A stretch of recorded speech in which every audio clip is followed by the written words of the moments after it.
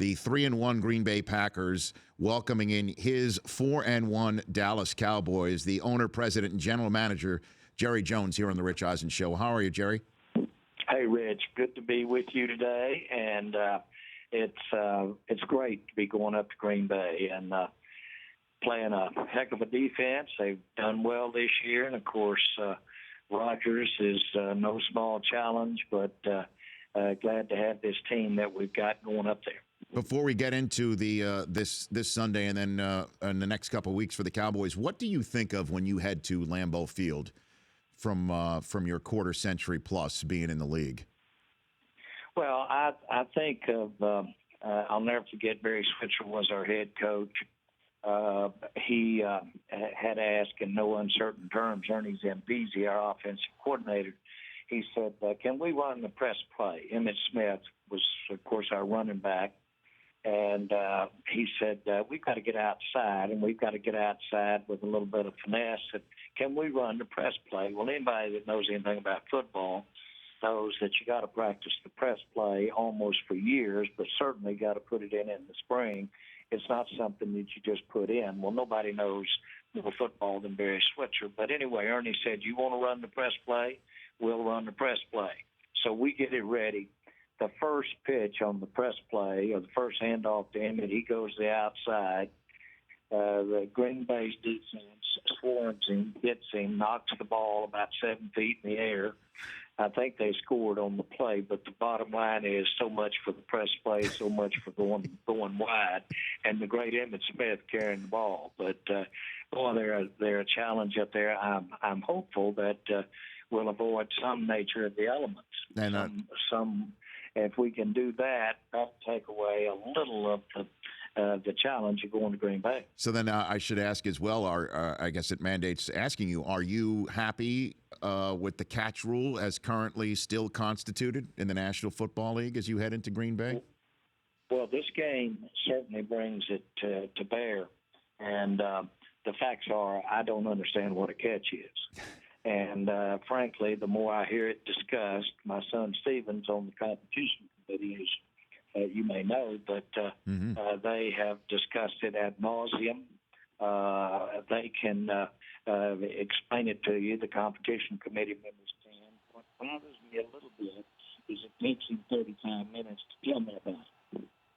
And so, seriously, I'm not so sure that I understand what a catch is, but I know that it doesn't really totally cover an athlete like Dez Bryant, because Dez Bryant can, in the same motion, bring a ball down and at the same time advance it forward without establishing first the catch and then an advancement of the ball. Dez is good enough to do it in one motion, and that's part of the problem. Jerry Jones, Cowboys owner, GM, joining me here on the Rich Eisen Show. Do we see Dez this weekend out there on the field? Well, he's practicing, and we'll practice today, and we'll see how that goes. As you know, he's such an integral part of what we do that I really, even if he couldn't go, wouldn't want to say, because I don't want to give Green Bay a heads up one way or the other. They need to be ready for him. And what do you make of the reports about the number of missed meetings that he's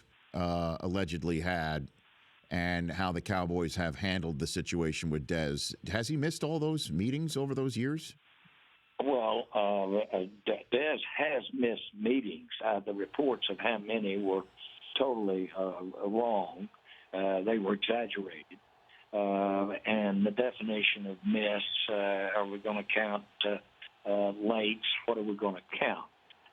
Now, Dez doesn't have a perfect record of being punctual, but by the same token, his genuineness, his competitiveness, his sensitivity to his fellow teammates and coaches, which is what about being in a meeting, showing up where you're supposed to be in on time and not leaving the others waiting or somehow disjointed.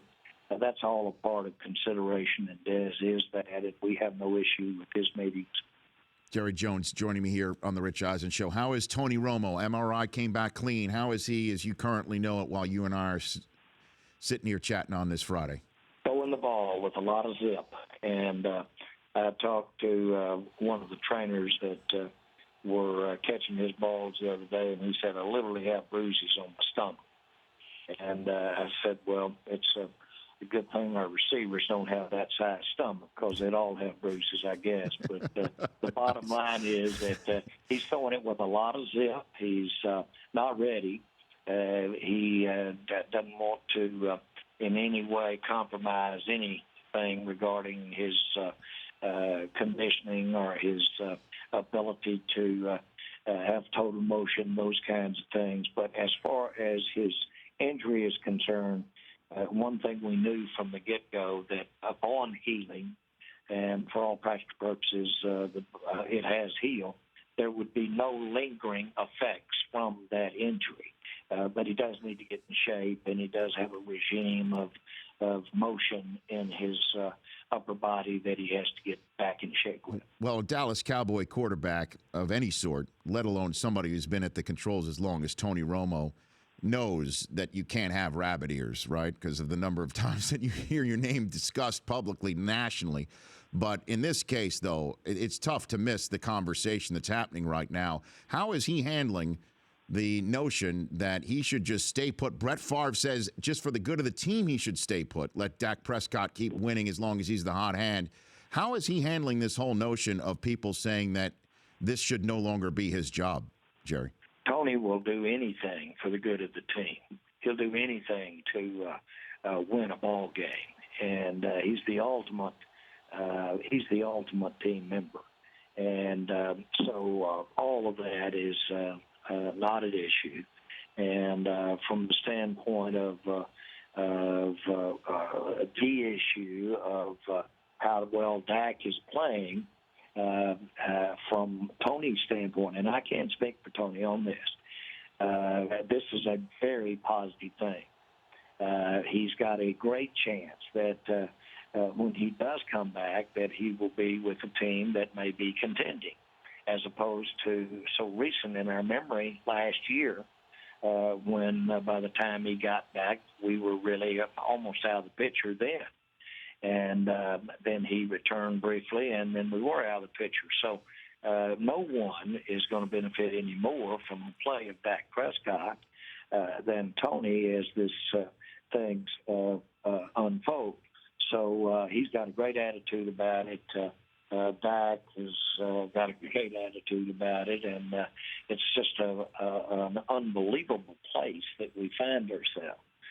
You couldn't have thought when we lost Tony in the early part of training camp and then turn around and lost Moore, our second-string quarterback, you couldn't have thought it would be sitting here with a Dak Prescott playing at his level and talking about a healthy Romo and as to what that was going to create as far as the team.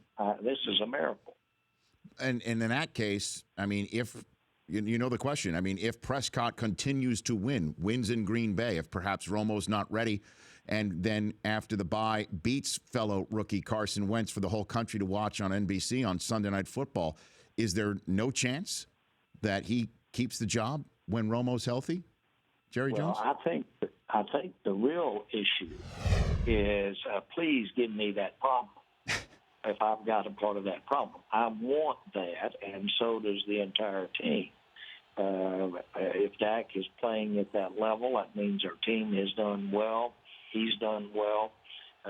Certainly, you can look every time he goes out there, he enhances our future, and he enhances the presence. And so, I want that team. There's just absolutely no need. That's an ambiguous area. There's so much that comes to play here. It's a pretty convoluted situation, but it's called ambiguity, and I love ambiguity. I can run the ball out right to the end of the sideline marker and pitch it or hand it off or cut up. That's called option quarterback, and I welcome the challenge. Few minutes left here with Cowboys owner and GM Jerry Jones on the Rich Eisen Show. I'm sure you've also heard the national conversation about the ratings decline that the NFL has seen on the national level. To what do you attribute that, and is ownership, membership concerned about it? Well, I think you have to just just very quickly go to George Bush, Al Gore, back when they had their presidential campaign. And during that time, our ratings were markedly lower than they were the previous years, as well as the ensuing years. And so that presidential election, the interest in it, the eyeballs, really impacted our ratings significantly.